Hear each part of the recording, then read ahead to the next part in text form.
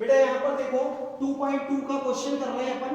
पहले के जो सबसे क्लीन क्वेश्चन जो 2 नंबर के लिए पूछे जाते हैं शून्यांक में, ये 3 क्वेश्चन, ये 3 कर लिए, यानी कि कंफर्म होता है कि भाई एक आध क्वेश्चन आने वाला। बेसिक वालों के लिए तो कंफर्म क्वेश्चन है, जिसका बेसिक है उसके लिए कंफर्म क्वेश्चन। स्टैंडर्ड वाले में थोड़ा सा स्टैंडर्ड बना सकता है उसका, तो इसलिए उसमें चेंजेस ला सकता है दूसरा क्वेश्चन को इसी का, तो हम उसको बाद में देखेंगे। पहले ये क्वेश्चन हमको देखना है ना, तो ये तो हमको परफेक्ट होने चाहिए। हमको बोलेगा कि 4u स्क्वायर प्लस 8u के शून्य ज्ञात कीजिए। फिर अगला क्वेश्चन t स्क्वायर माइनस 15 के शून्य ज्ञात कीजिए, और एक और क्वेश्चन है x स्क्वायर माइनस 3 के शून्य ज्ञात कीजिए। ठीक है, तो यहां पर सबसे पहले हमको क्या करना है, दिया है हमें क्वेश्चन को नोट करना है।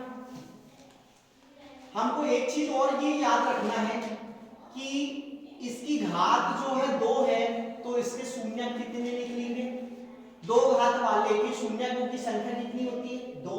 ऑब्जेक्टिव के लिए बहुत क्लीन क्वेश्चन ये भी है ना, तो एक नंबर तो को आना ही है कहने का मतलब। या जिसके एक शून्य होते हैं, 2 शून्य होते हैं, उसको क्या बोलेंगे हम, द्विघाती बोलेंगे, द्विघाती बहुपद वाले अध्याय 4 अध्याय में भी है, तो वहां पर समीकरण है तो समीकरण की बात करेंगे।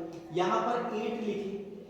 अब यहां पर 8u को थोड़ा छोटा करना है, 4 लिखे तो कॉर्नर बना के लिखें, अपनी चीज में हम ना फंसे। u को थोड़ा सा छोटा लिखना है, जिससे हमारे जो क्लियरिटी है वो बढ़ी रहे टीचर के लिए भी और अपने लिए भी। यहां पर देखो दोनों में कॉमन दिख रहा है, मेरे को कॉमन दिख रहा है, इसलिए यहां पर कॉमन वाली मेथड का उपयोग होगा। 2 टाइप के क्वेश्चन है, एक तो a plus B minus B से ये दोनों हल होंगे, और ये वाला कॉमन से होगा। तो तुम समझ जाओ कि भाई इसमें दोनों में कौन सा पहाड़ा कॉमन है भैया, यहां देखते चलेंगे। या चाहे तो इसके हम फैक्टर निकाल लें, फैक्टर यानी गुणनखंड। 4 के नहीं निकाला क्योंकि 4 में इसमें 2 गुणित 2 भी कर सकते हैं। 4u स्क्वायर, और इसको मैं कर दूं 2 गुणित 4, 2 गुणित 4u, 4u।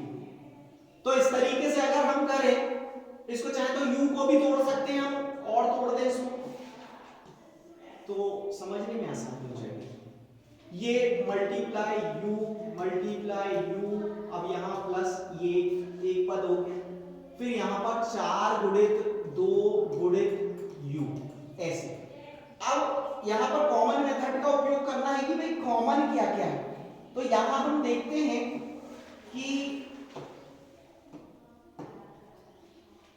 ये 4 जो है वो दोनों में कॉमन है, साथ में u जो है वो दोनों में कॉमन है।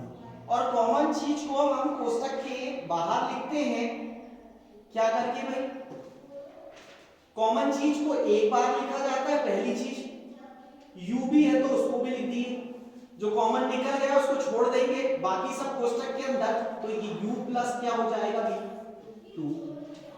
अब इसके 2 टुकड़े हो गए, गुणा के खंड हो गए, एक टुकड़ा ये है एक टुकड़ा ये, इसलिए इसको गुणनखंड बोलते हैं। अब गुणनखंड से हमको शून्य निकालना, तो शून्य कब निकलेगा, जब शून्य आएगा, तो हमको इसके साथ भी शून्य लेना पड़ेगा। तो यहां पर हमने तब लिए, यहां पर लिए तथा एक शून्य ये निकाल के देगा, तो क्या होगा, शून्य को आना पड़ेगा, शून्य को आना पड़ेगा, जब जाके कौन निकलेगा, शून्य की उत्पत्ति होगी, है ना, शून्य आएगा जब शून्य की उत्पत्ति होगी। अब देखो इसको कैसे करेंगे, 4 बराबर 0, यहां पर मल्टीप्लाई रहता है तो ये अपॉन में जाता है, मतलब गुणा में क्या होगा बेटा, गुणा में त्रिया गुणा होता है। क्या बोलोगे, गुणा जब भी रहता है, उन दोनों के बीच में गुणा का साइन है, तो जब भी गुणा रहे तो तिर्यक गुणा होगा, यानी कि तिर्यक गुणा में बटे में चला जाएगा, भाग में चला जाता है, गुणा का उल्टा भाग, है ना। और यहाँ पर